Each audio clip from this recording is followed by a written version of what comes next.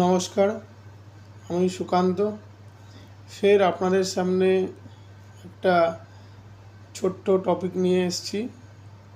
আজকে আমরা যে বিষয় নিয়ে আলোচনা করব সেটা হলো হোম লোন। লোন করে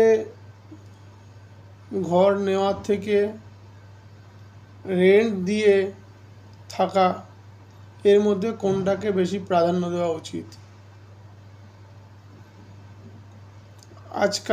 আজকের এই নতুন নবপ্রজন্মে যে সমস্ত আমার ভাইরা, আমার যারা স্নেহের গুরুজন যারা আছেন, অনেকের মধ্যে একটা ট্র্যাডিশন আছে যে সিটিতে একটা লোন করে, যারা সার্ভিস সেক্টরের সঙ্গে বিশেষ করে জড়িত, তারা একটা লোন করে নিয়ে হট করে একটা ফ্ল্যাট নিয়ে নেওয়া। অনেকের কাছে মনে হয় ফ্ল্যাট নিয়েটাও একটা ইনভেস্টমেন্ট। তাদের সামান্য যে বাৎসরিক আয়, তার ম্যাক্সিমামটাই তারা লোনে দিতে দিতে ক্লান্ত হয়ে পড়ে। যে কারণে দেখা যায় কি, সাধারণ মানুষের অন্যদিকে আর কোনো কিছু করার ইচ্ছা থাকে না। আমাদের কলকাতা সিটিতে তথা ওয়েস্ট বেঙ্গলে মানুষের মাসিক গড় আয় 30 থেকে, যারা সার্ভিস সেক্টরে যুক্ত আছে, 30,000 টাকা। একটু ভালো সেক্টরে জব করলে 50,000 টাকা। এবার আপনি একটা জিনিস দেখুন, আজকে আমাদের পশ্চিমবঙ্গের এমন অবস্থা যেখানে ম্যাক্সিমাম যারা বিভিন্ন ধরনের সার্ভিসের সঙ্গে যুক্ত, তাদের স্যালারি 10,000, 12,000, 15,000-এর মধ্যে। কিছু সংখ্যক লোক আছে যাদের স্যালারি 20 থেকে 30-এর মধ্যে, বা 20 থেকে আর তার থেকেও কিছু কম কম লোক আছে যারা 50 থেকে 1 লাখের মধ্যে বিলং করে। 1 লাখের উপরে তো খুবই কম, সেই সংখ্যাটা খুবই হাতে গোনা। তো সেই সামান্য ইনকামের মধ্যে থেকেও অনেকেই চিন্তাভাবনা করে যে হোম লোন নেওয়া উচিত নাকি ঘর ভাড়া করে থেকে কাজ করা উচিত। যারা বিশেষ করে বিভিন্ন গ্রাম থেকে কলকাতা সিটিতে আসেন কাজ করতে, বিভিন্ন চাকরি সূত্রে কর্মসূত্রে কলকাতা সিটিতে আছেন, থাকেন, তারা অনেকে চিন্তাভাবনা করেন ভাড়া দিয়ে কতদিন থাকবো, তার তো একটা ফ্ল্যাট নিয়ে নিই। কলকাতা সিটিতে বর্তমানে অন অ্যান এভারেজ একটু ভালো ফ্ল্যাট 2 BHK 50 লাখ টাকা তার দাম আছে, 40 থেকে 50-এর মধ্যে তার দাম আছে। অন অ্যান এভারেজ একটু মোটামুটি ভালো 2 BHK ফ্ল্যাট নিতে গেলে 40 থেকে, সবচেয়ে মোটামুটির মধ্যে 40 থেকে 50 লাখ টাকা তার দাম আছে। এবার আপনি একটা চিন্তা করুন, এবার আপনি যদি কলকাতা সিটিতে একটা 2 BHK ফ্ল্যাট ভাড়া নেন, 10 থেকে 15,000-এর মধ্যে আপনি মোটামুটি একটা ভালো ফ্ল্যাট পেয়ে যাবেন, 2 BHK ফ্ল্যাট পেয়ে যাবেন। 10 থেকে 15,000-এর মধ্যে কলকাতা সিটিতে একটা ভালো ফ্ল্যাট পেয়ে যাবেন। এবার যে ব্যক্তির মাসে আয়ই আপনার 50,000 থেকে 60,000 বা 70,000-এর ভেতরে, যে ব্যক্তির আয়, এমন আয় খুব কমই আছে কলকাতাতে। যারা কলকাতাতে থাকেন 50 থেকে 1 লাখের ভিতরে আয়, এমন আয় কমই আছে। ম্যাক্সিমাম লোকের আয় 20 থেকে 50,000-এর ভেতরে। এবার কোনো ব্যক্তি যদি মনে করেন যে আমি একটা ফ্ল্যাট নেব, তাতে সেই ফ্ল্যাটের মূল্য 50 লাখ টাকা। আপনি যদি একটা 50 লক্ষ টাকাতে ফ্ল্যাট নেন, সেই ফ্ল্যাটটা আপনি মিনিমাম 20 বছরের জন্য করবেন।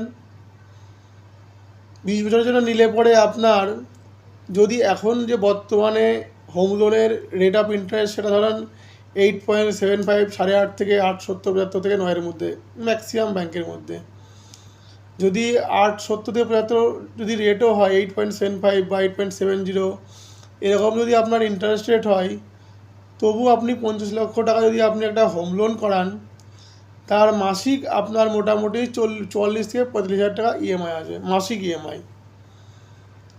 তাহলে আপনি ভাবুন যে কত, মোটামুটি যার 70 থেকে 80,000, 1 লক্ষ টাকা ইনকাম আছে, তার পক্ষে ইএমআইটা বহন করা উচিত।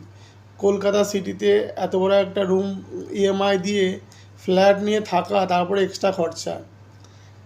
আমি যদি প্যারালালি অন্য একটা দিক দিয়ে বিবেচনা করে দেখি, যে যদি আমরা হোম লোন করে না নিয়ে রেন্টে থাকি, তাহলে আমাদের বেনিফিট কি? আপনি যে ঘরে থাকেন তার মেনটেন্যান্স খরচা আপনার কি আর বহন করতে হবে না। কোনো কিছু ভেঙে গেলে, কোনো কিছু খারাপ হয়ে গেলে সেটাও মালিকের খরচা।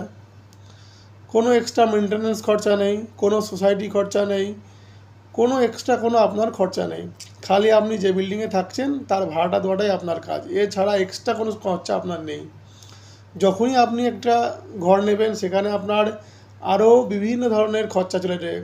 সোসাইটির মেনটেন্যান্স খরচা, সোসাইটির খরচা, বিভিন্ন ধরনের আনুষঙ্গিক খরচা তো আছেই।